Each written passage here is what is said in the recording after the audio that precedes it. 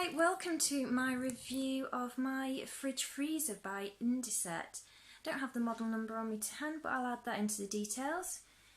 This fridge freezer is 10 years old and it's done quite well for us. It's survived a house move. It's 70 centimetres wide, which is a lot wider than other models, and it's 180 centimetres tall approximately.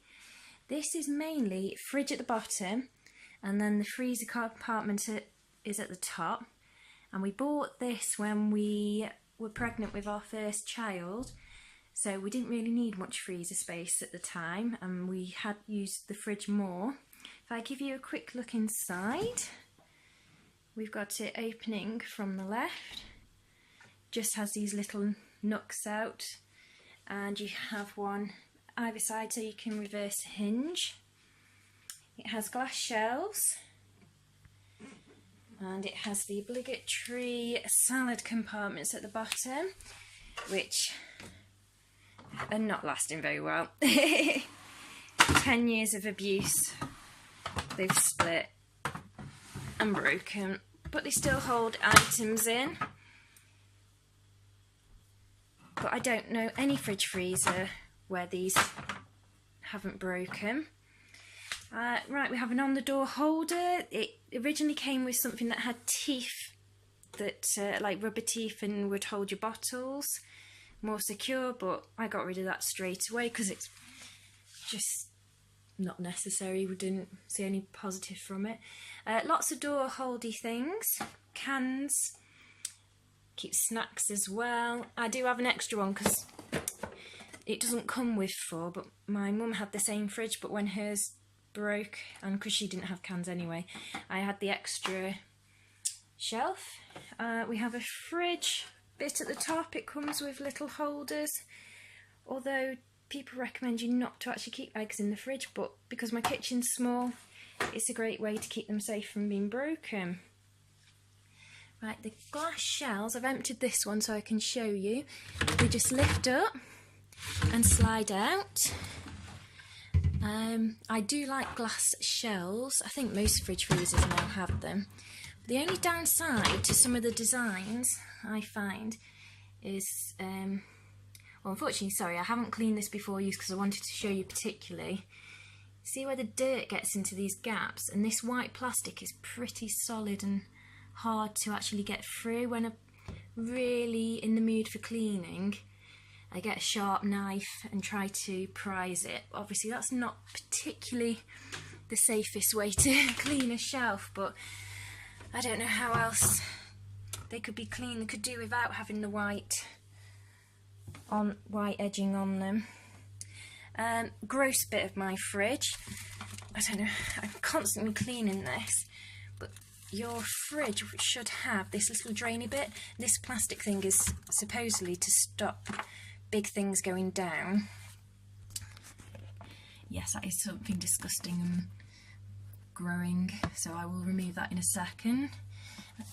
But this allows moisture to trickle down, and then behind your fridge and underneath there's a tray, and it catches and then will evaporate into your kitchen from heat. So you need to make sure that stays clear. Don't have things hitting the back of your fridge like I have. It's not my fault though. Hubby has a tendency to just push things back and not actually check where they've gone. Right.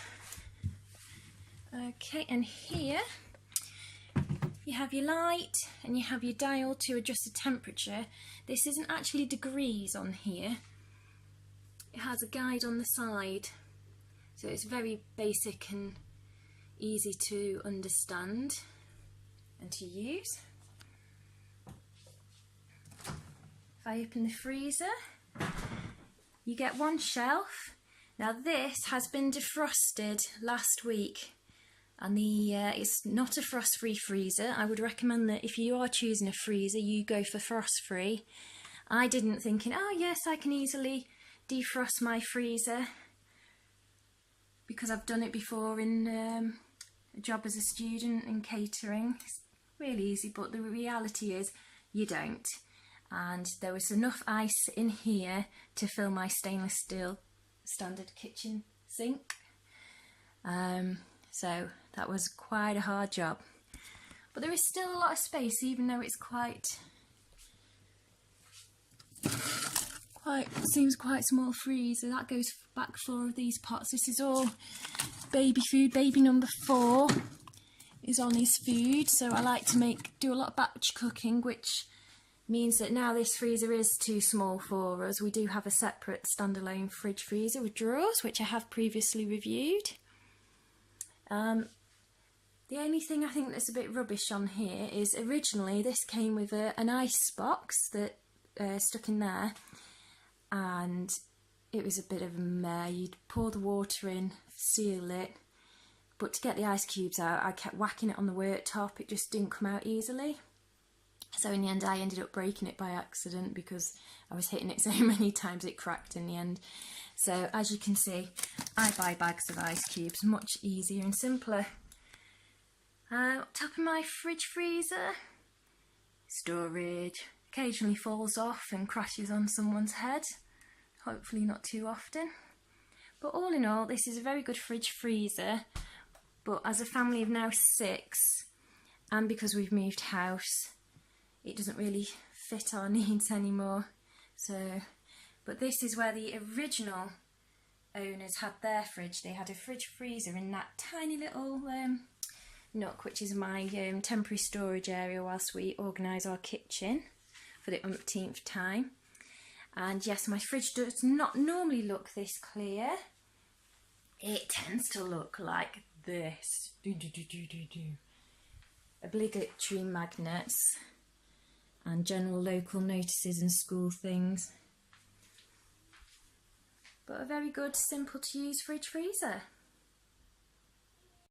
Okay, so here's the fridge back to normal. Lots of magnets back on. Although I wish I could say this was the only magnets that I had. We love magnets in this house.